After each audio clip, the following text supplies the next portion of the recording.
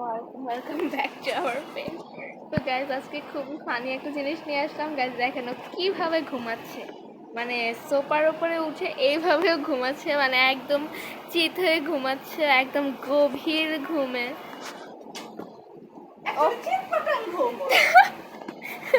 Guys দেখেন ও কীভাবে শুইছে, মানে আমরা তো হাসতে হাসতে শেষ, ওকে লাড়া দিলেও উঠে না।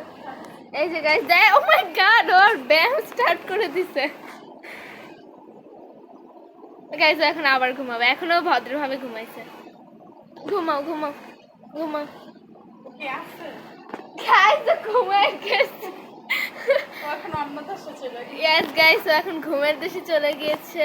ওর হাতগুলো কিন্তু অনেক অনেক কিউট লাগে।